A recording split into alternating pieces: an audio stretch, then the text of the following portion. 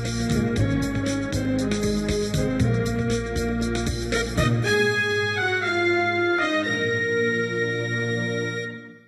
2012, the Senate of the Federal Republic of Nigeria passed a bill seeking to cater for the safety, health, and welfare of Nigerian workers through the Labor Safety, Health and Welfare Bill. Apart from empowering the National Council of Occupational Safety and Health to implement measures in workplaces, it also compels employers to pay a fine of 5 million naira or imprisonment of 3 years to any person killed or who suffers severe injury resulting from a contravention by the employer. But how much attention has been given to the issue of occupational safety and health beyond the bills and the laws? Let's talk about that on this episode of Big Story. I'm Ini John Mekwa.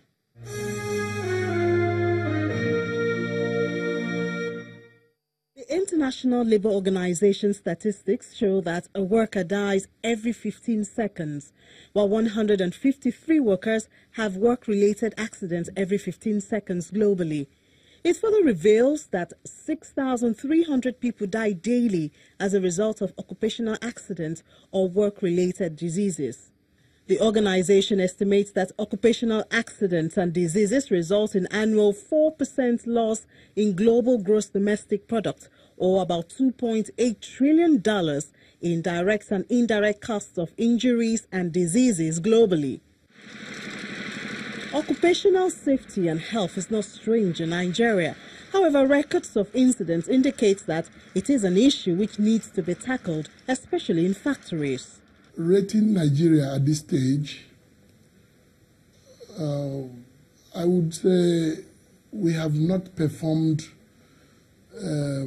well comparatively by our very status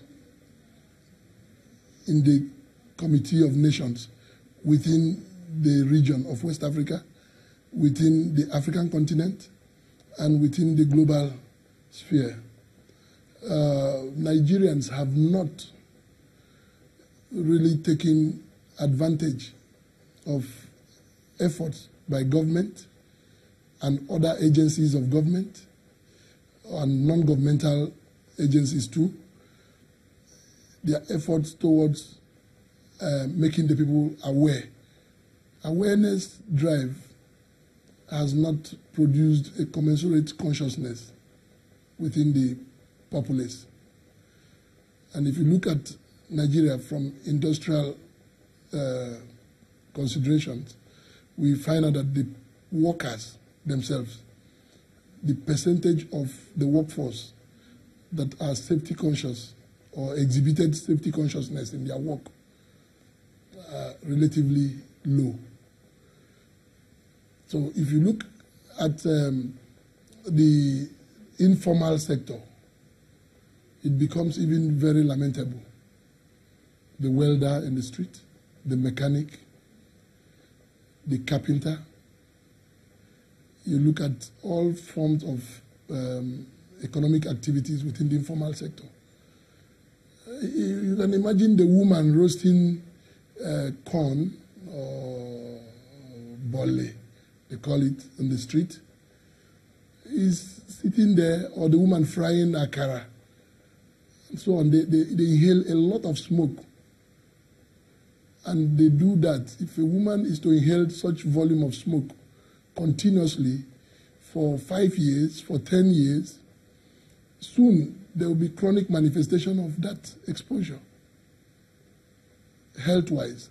Now we are concerned because the Institute of Safety Professionals of Nigeria, by its very objectives, functions, and powers, as established in the Act, is meant to promote safety management, regulate safety management, set standards,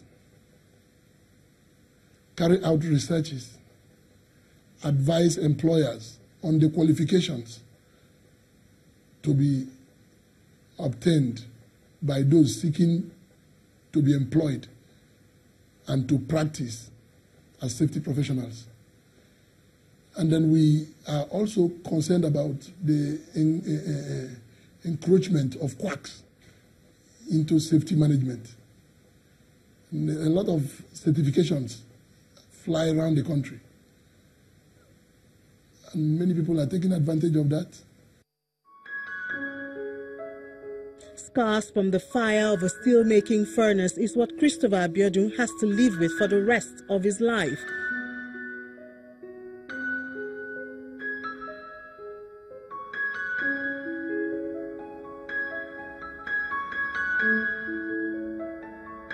When he resumed work in a Chinese-owned company in Lagos on the first day of October 2017, he had no inclination that this day would end with burnt body and about a month in the hospital. It's a company where they make iron. So I work as a cook department, as a frontman there. So after doing the process, then there's a electric iron that they put a crane put inside the pot. So the iron now went explode. So then now splashed all over my body. So then I was rushed to hospital. All my face, I put on my PPE, which is helmet, safety shoe with the gas, with the hand glove, but everything went burnt. Even though I put on 4 cloth, everything went burnt. So after them, so they now rushed me down to military hospital when I spent 1 month. Right now I'm not feeling okay because now with the mouth now I don't feel okay with the mouth because I can't eat well now. At night I find it difficult to sleep, itch all over my body.